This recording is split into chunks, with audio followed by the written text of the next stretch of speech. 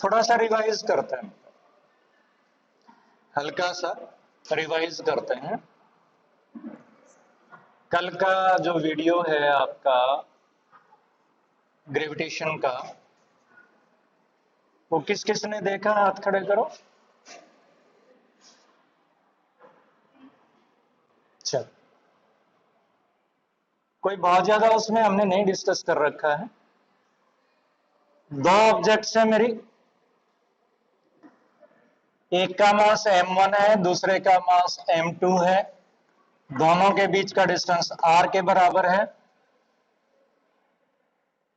तो उन दोनों ऑब्जेक्ट्स के बीच का जो फोर्स होगा, ग्रेविटेशनल फोर्स होगा, वो हमारे पास F is equal to G m1 m2 divided by r।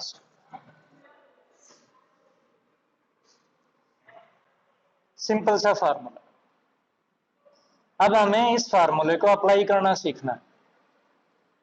Gravitation, Newton's law of gravitation तो हो गया, बट अब हम इसको अप्लाई करना सीखेंगे। और अप्लाई करना क्योंकि आपका फोर्स एक वेक्टर क्वांटिटी है। अब क्या चाहिए मुझे?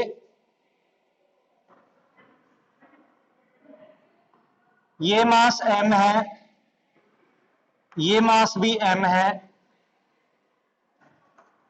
ये वाला मास भी m है।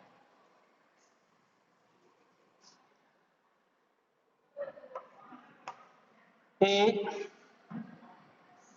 बी और सी।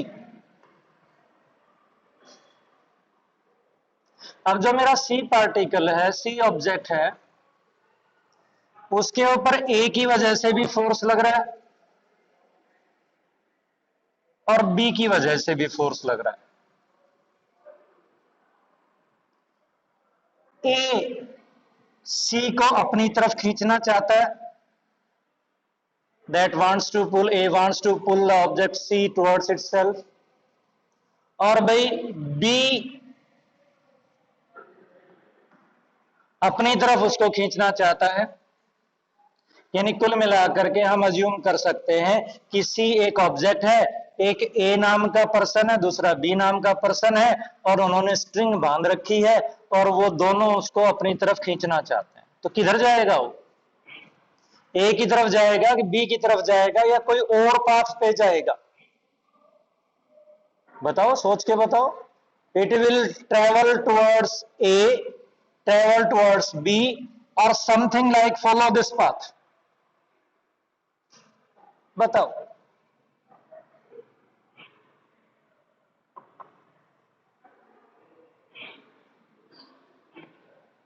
कितने लोगों को ये बात समझ में आती है कि भाई वो जो पार्टिकल है वो समथिंग लाइक टुवर्ड्स डी आएगा? नहीं आती? आती? हाँ बेटा, रिस्पॉन्ड करो बेटा, लाइव बनाओ क्लास को। इससे बढ़िया तो स्क्रीन को ही पढ़ा लेता फिर। तो समथिंग लाइक डी पर आएगा। कितना एक्सेलरेशन से आएगा इधर? क्या करेंगे हम इस डायरेक्शन में, भाई इसके ऊपर force F on A due to C लगा, sorry F on C due to A लगा, F on C due to B लगा। ये दो फोर्स इसके ऊपर काम कर रहे हैं, उनका हम रिजल्टेंट निकालें।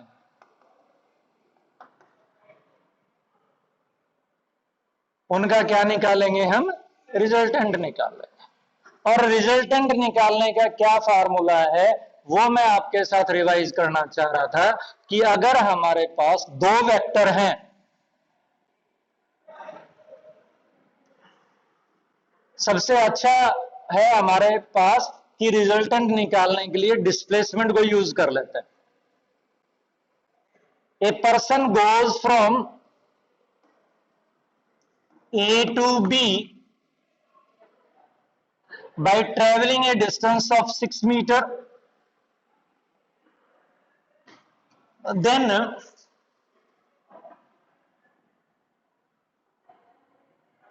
B to C by traveling a distance of 8 metre, वो टर्न कर गया,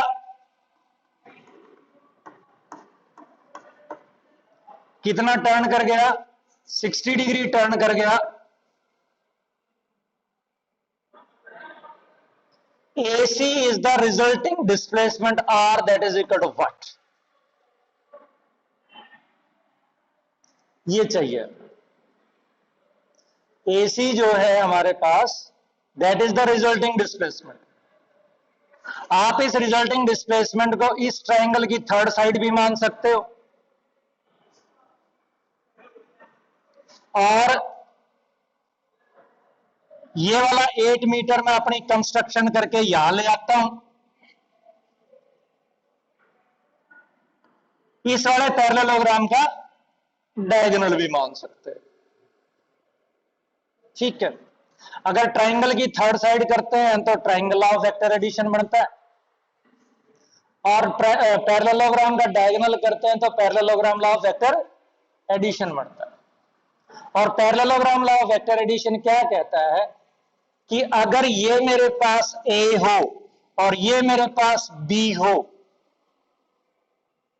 वेक्टर A और वेक्टर B के बीच में एंगल किसके बराबर है, 60 डिग्री के बराबर है। अगर एंगल किसके बराबर हो, थीटा के बराबर हो, अगर एंगल किसके बराबर हो, थीटा के बराबर हो, तो R किसके बराबर आएगा। Parallelogram law of vector addition क्या कहता है, A square plus B square plus 2AB cos theta। How many of you are familiar with it? Almost all of you are familiar with it। कितना angle बनाएगा ये, tangent beta is equal to B sin theta A plus B cos theta, right. ठीक है बेटा, ये formula अब हम use करेंगे। ठीक है, you may write down what is the problem, क्या प्रॉब्लम है।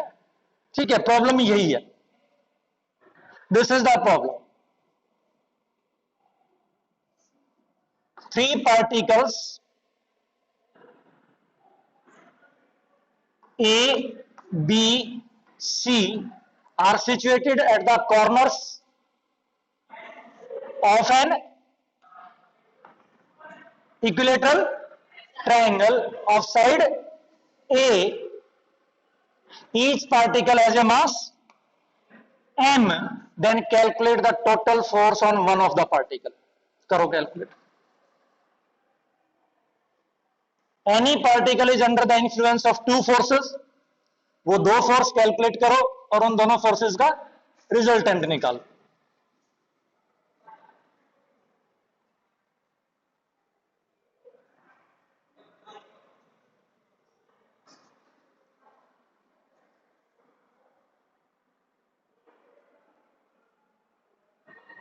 I am waiting.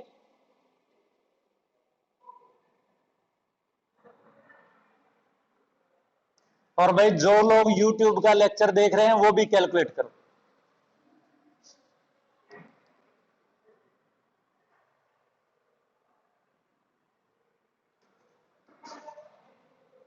आप एक काम कर लो, B को और C को फिक्स मान लो और A के ऊपर फोर्स निकालो।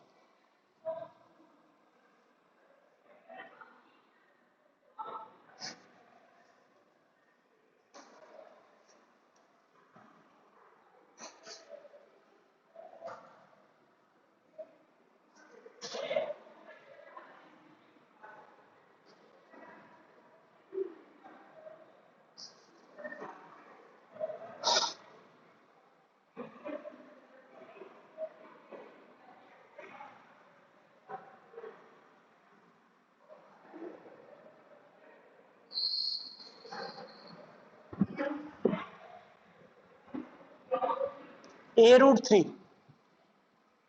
ग्रेविटेशनल फोर्स की क्या वैल्यू होगी, वो न्यूटन्स लॉ ऑफ ग्रेविटेशन से लिखो, है ना। निकाला तुमने, ठीक है।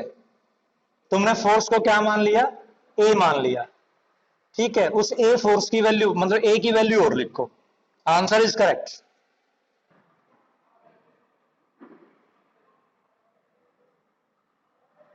There are the two particles, one is m, the other is m. The distance between those two particles is a. What is the gravitational force between the two?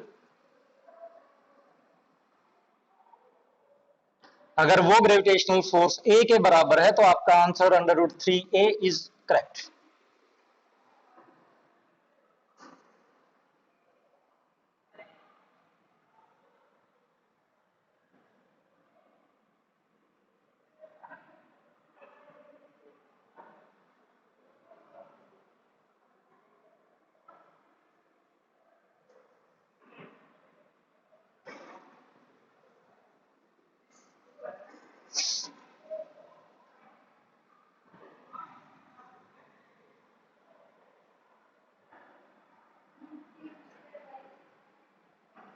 जी भी आएगा ना,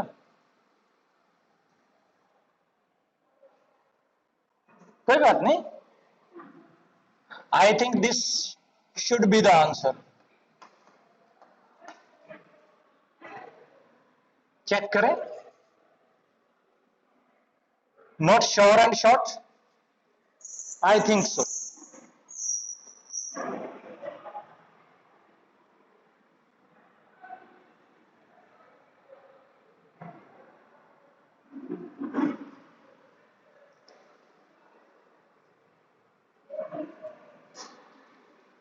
अगर आप करना चाहेंगे तो डेफिनेटली आप कर पाएंगे. थोड़ी सी भी इच्छा होगी आपकी प्रॉब्लम को सॉल्व करने की तो प्रॉब्लम डेफिनेटली सॉल्व होगी.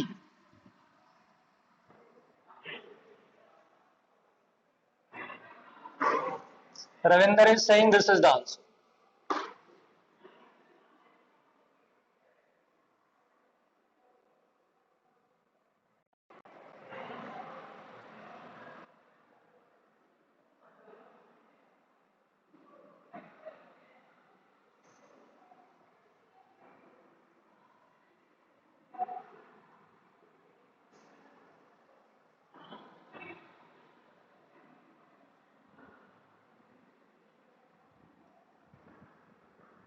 चलो हम करना सीखेंगे. Let me check.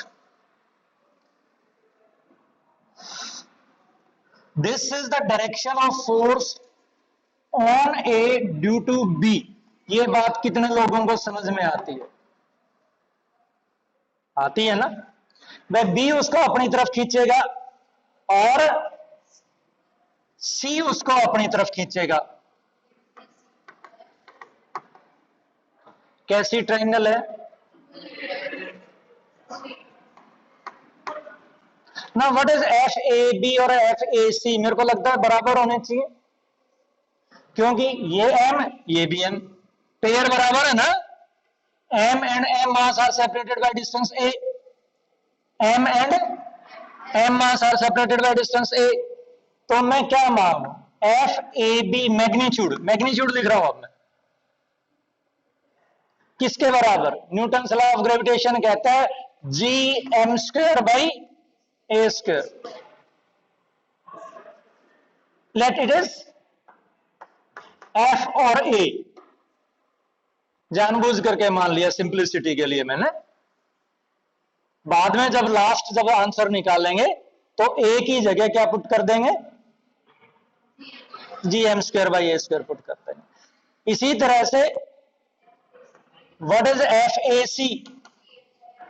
G M square by A square. This is also equal to A. अब अभी हमने आपके साथ डिस्कस किया कि what will be the resultant force. F किसके बराबर होगा? Square root of first vector के मैग्नीट्यूड का square a square, second vector के मैग्नीट्यूड का square a square plus twice of what? A into A square और इंटू कॉस ऑफ 60. और सारे के सारे लोग आप बता रहे हो कि कॉस ऑफ 60 तो 1/2 होता है. तो कॉस 60 से 2 कैंसिल हो गया. ए स्क्वायर 1, ए स्क्वायर 2, ए स्क्वायर 3. तो हमारे पास क्या हो गया? √3 और ये a, then what will be the final answer? a की जगह क्या पुट कर देंगे? gm² / a²। क्लियर? आगे करें।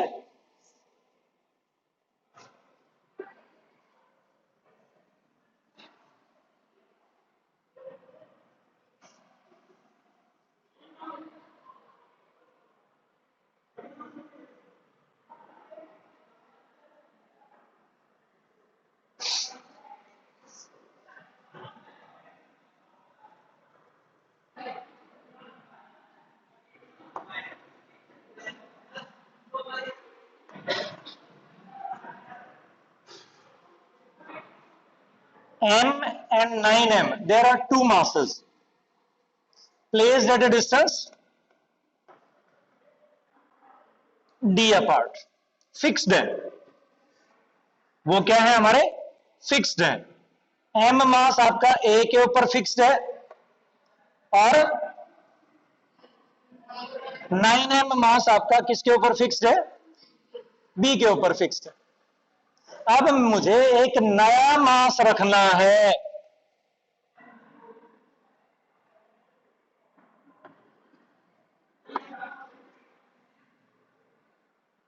कैपिटल M, और कैसे रखना है?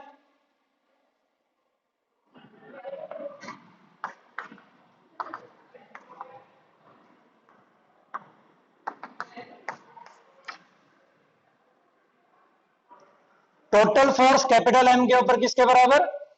0 के बराबर। टोटल फोर्स बोले तो स्मॉल m की वजह से और 9m की वजह से, दोनों को अगर हम दोनों फोर्सेस को अगर हम ऐड कर दें वेक्टोरियली, तो टोटल फोर्स किसके बराबर आना चाहिए? 0 के बराबर आना चाहिए। ठीक है, तो ये m मास कहां रखें? What must be value of x in terms of d? Try.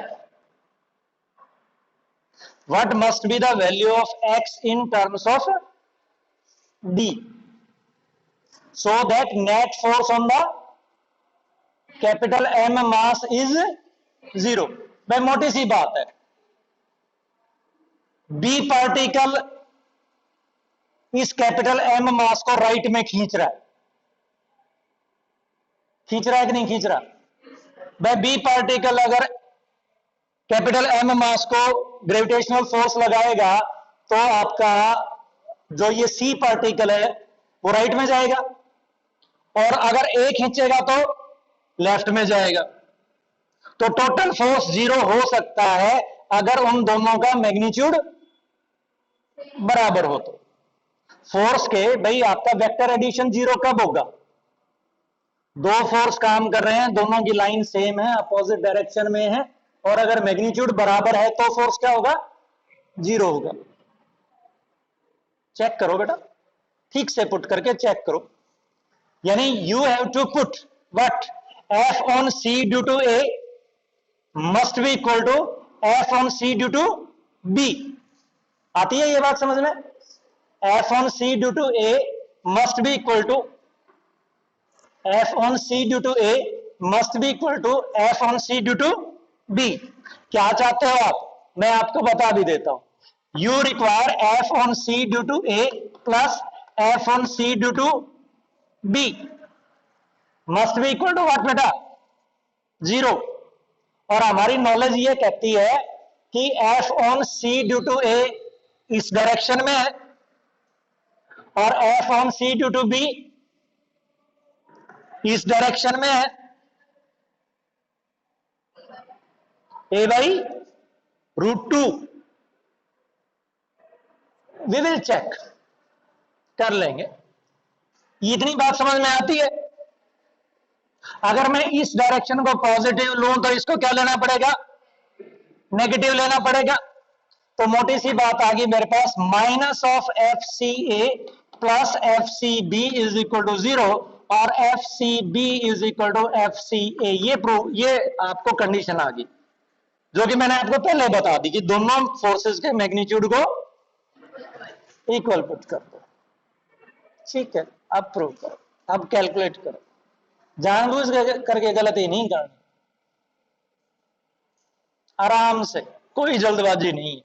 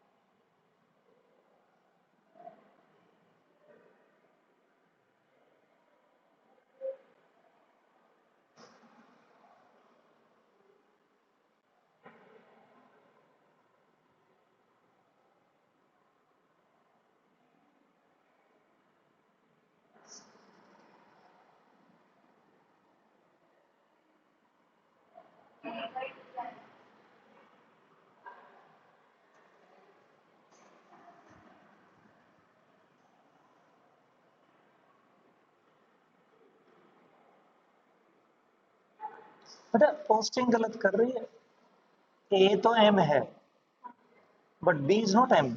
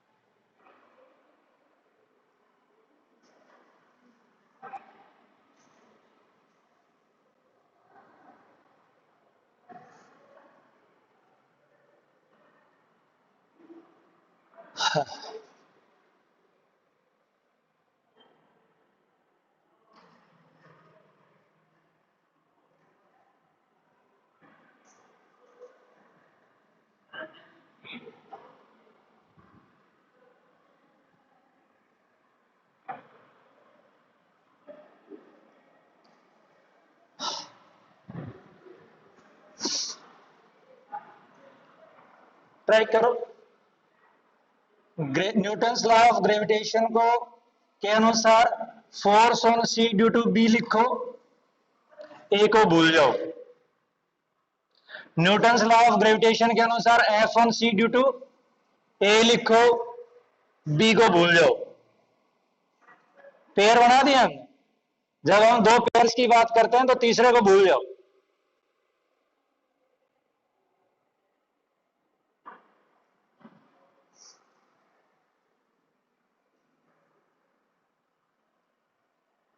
Quadratic मत बनाओ बेटा, इसको क्वाड्रेटिक मत बनाओ, इसका यहीं पे स्क्वायर रूट लिख दो, इसी जगह स्क्वायर रूट ले दो दोनों साइड।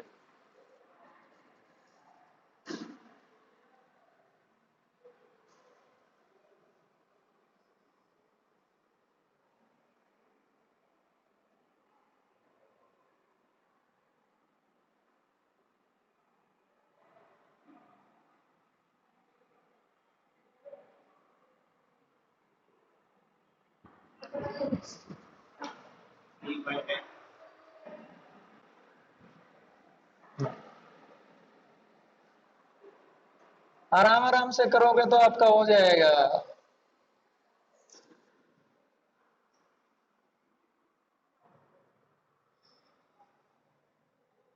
दिमाग में कुछ और चल रहा होगा तो नहीं होगा। F on C due to B, gravitational force लिखो सी के ऊपर बी की वजह से। सी का मास कितना है, बी का मास कितना है, सी और बी के बीच में डिस्टेंस कितना है। ग्रेविटेशनल फोर्स लिखो सी के ऊपर ए की वजह से। सी का मास कितना है, ए का मास कितना है, ए और सी के बीच में डिस्टेंस कितना है।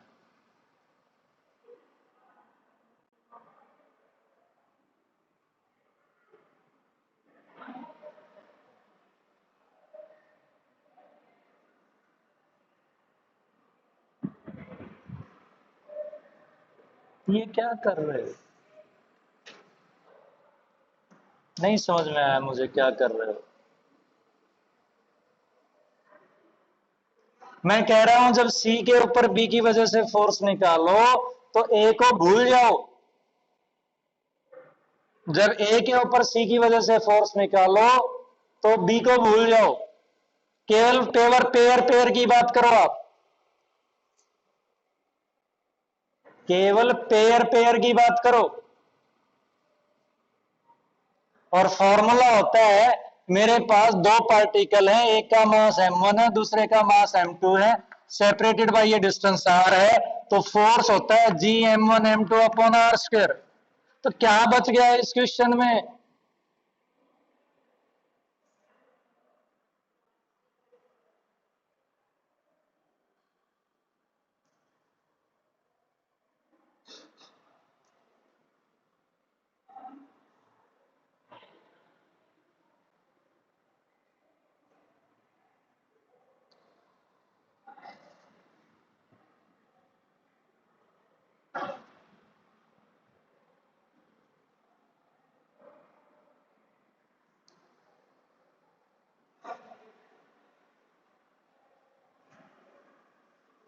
फिजिक्स में सब कुछ रेडीमेड नहीं मिलेगा।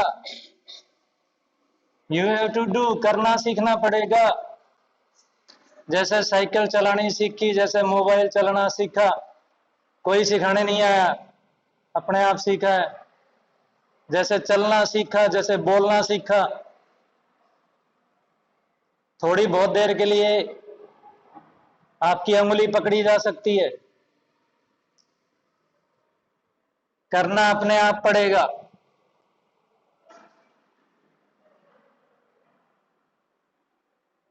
एक डायरेक्ट फार्मूला है, उसको यूज करना है। आप क्यों कंफ्यूज हो रहे हो? बहुत बड़ी प्रॉब्लम नहीं है, आपने तो पहाड़ बना लिया इसका।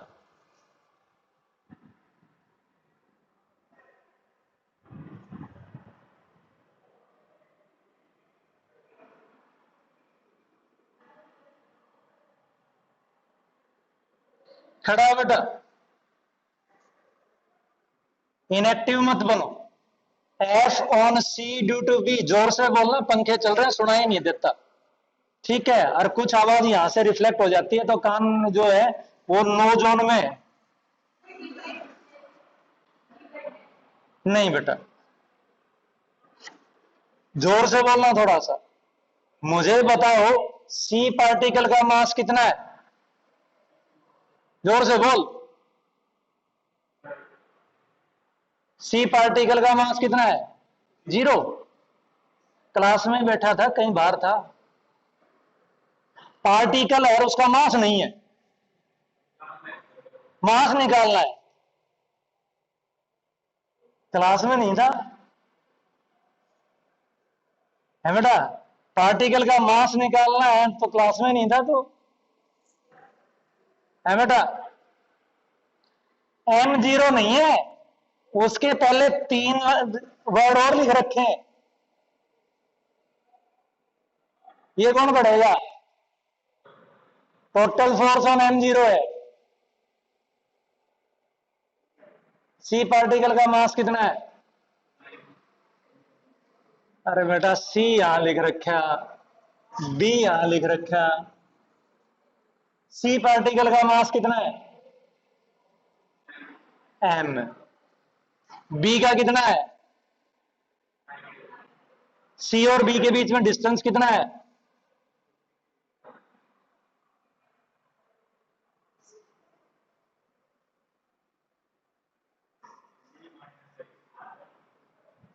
तू ही करेगा, मैं कुछ नहीं करना। ये तेरे पास फार्मूला रहा, G m1 m2 divided by R square. तो अब मैं इसके नीचे क्या लिखूं बता? जी की जगह जी, एक पार्टिकल उसका मास किसके बराबर? m। दूसरा पार्टिकल उसका मास किसके बराबर? 9m। दोनों के बीच में डिस्टेंस कितना? d minus x. स्क्वायर करूं कि नहीं करूं? करना है, is equal G m m divided by, मैंने अपने आप से कुछ नहीं बताया तेरे को। सोल्व करो, बैठ जाओ।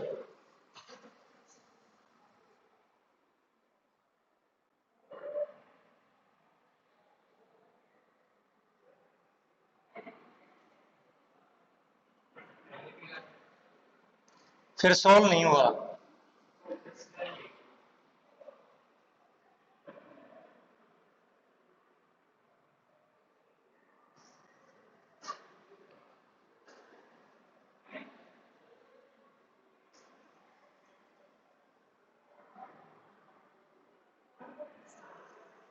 अब आपने क्लास 10th में, क्लास 9th में क्या सीखा है?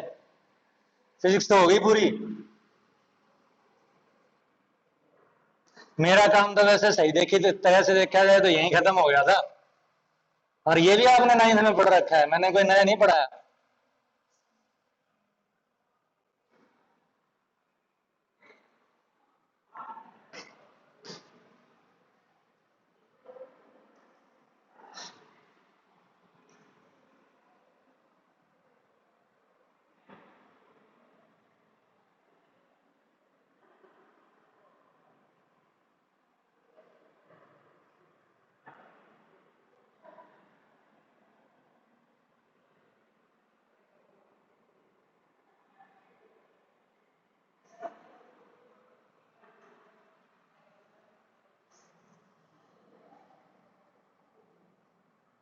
अब इसका कुछ आगे करेगा क्या?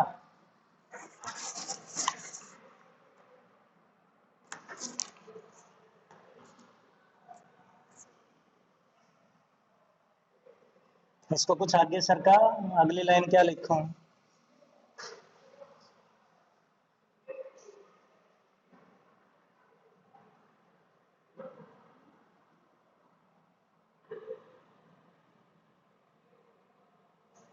और आगे सरका अब इसको।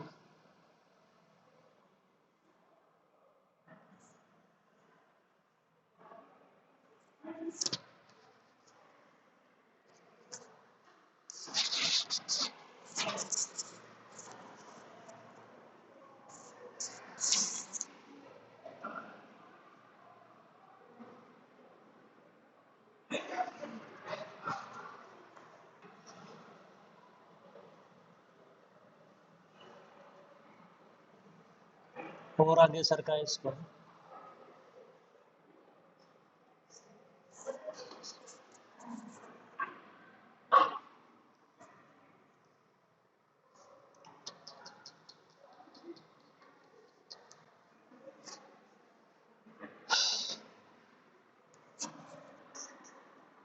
ये स्क्वायर रूट कहां से लिया?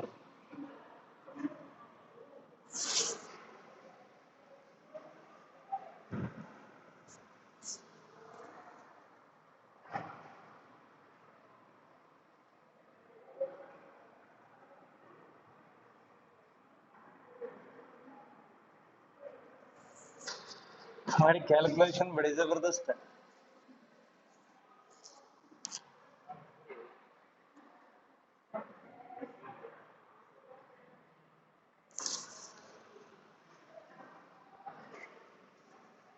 हाँ भाई, कहाँ है? अब इसको सोल्व नहीं कर सकता था? हैं? हाँ तो है बेटा, आगे नहीं करेगा। एक छठी क्लास के बच्चे को जाके दे दे तेरी प्रॉब्लम, वो कर देगा।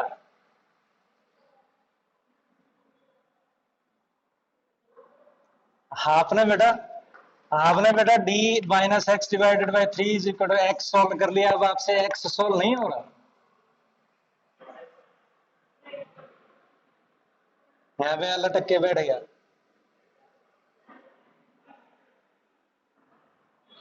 Answer is D by 4। कितने लोगों ने कैलकुलेट कर लिया?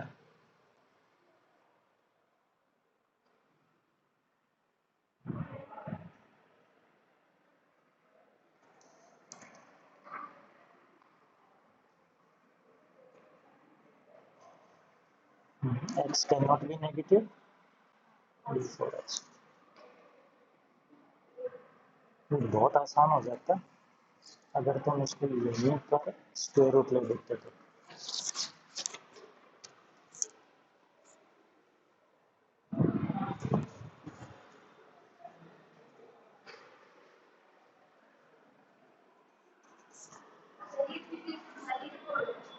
क्या हुआ? हाँ हो रहा है।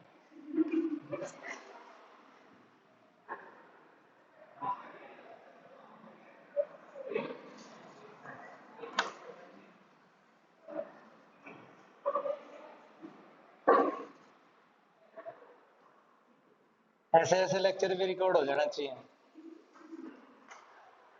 कौन से पैसे लगते हैं, यूट्यूब के ऊपर अपलोड हो जाएगा। अपना क्या लग रहा है?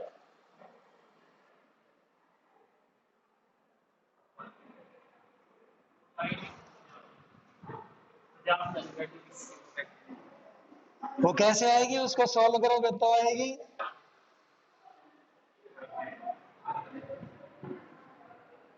You don't know how to solve a quadratic equation. This is quadratic in x.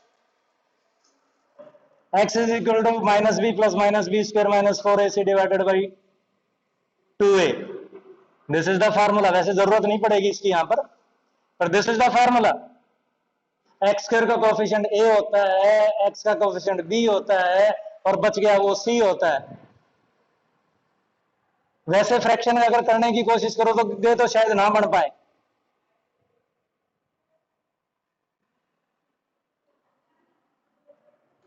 कितनी कम प्रैक्टिस की हुई है। फ्री के 9th 10th में पैसे दे दिए स्कूल वालों को जिसमें भी पढ़े हो। भाई कॉस्ट दे दी, प्रोडक्ट तो लिया ही नहीं, लिया है तो कहां है?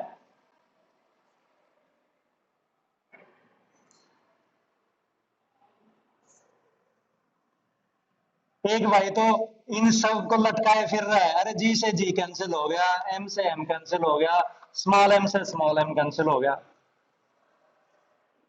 कितना हल्का हो गया? 9 divided by d minus x का whole square is equal to 1 by x square. अगर हमारे दिमाग में नहीं आता तो कोई बात नहीं, हम इसको क्वाड्रेटिक बना लेते। 9x square is equal to D square plus X square minus 2dx cross multiply कर लिया। हो सकता है हमारे दिमाग में ना आए कोई बात नहीं, पर हम प्रॉपर सॉल्यूशन से चले जाएं। यहां से मेरे पास आ गया 8x square plus 2dx minus d square is equal to 0. The solution of a quadratic equation is minus b plus minus b square minus 4ac divided by 2a. What is b? Coefficient of x. Coefficient of x is 2d minus 2d plus minus 4d square minus 4ac 32 d square with minus साइन, तो क्या आ जाएगा? Plus 32 D square divided by 16 a is 8 16। यहां से क्या आ गया मेरे पास? Minus 2d plus minus 6d divided by what? 16. Then answer is either minus b by 2 or plus d by 4.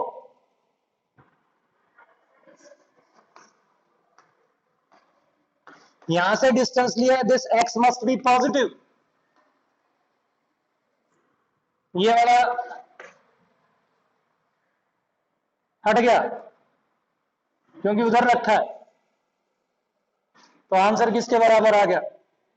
D/4। और अगर हमारे दिमाग में आता है तो यही बड़ा इजी है।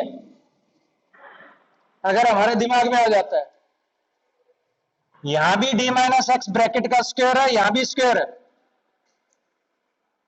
ये 9 का स्क्वायर रूट बनता है तो ठीक है, नहीं बनता है तो कोई बात नहीं, यही स्क्वायर रूट ले लिया, यही क्या ले लिया? स्क्वायर रूट ले लिया। 3 divided by D-x is equal to 1/x। 3x is equal to D-x, 4x is equal to D, x is equal to D/4। कलाकारी तो बहुत कर देते हो आप लोग।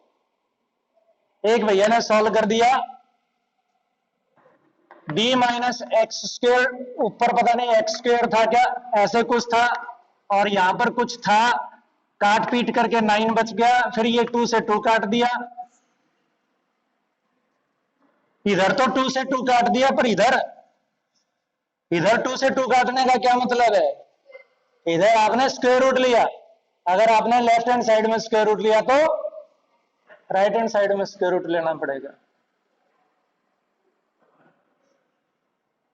ठीक है, तो ये आपके पास यहां पर राइट हैंड साइड में भी स्क्वायर रूट लोगे तो ये किसके बराबर आ जाएगा? 3। ठीक है, डोंट फील फ्रस्ट्रेटेड। हमारे पास ऐसे भी स्टूडेंट आते हैं, कल ही मैं न्यूमेरिकल करवा रहा था,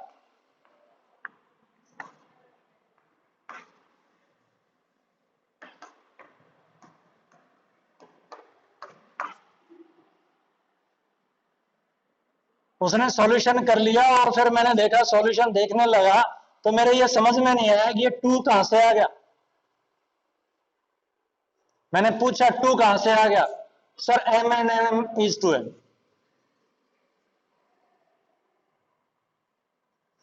सबको हंसी नहीं आई, इसका मतलब सबको ये फंडा क्लियर नहीं है। जिसको ये पता है कि ये m स्क्वायर आना चाहिए, वो अगर 2m लिखा जरूर हंसेगा, और आप में से कुछ बच्चे हंसे नहीं। चलो एक और क्वेश्चन कैलकुलेट करो।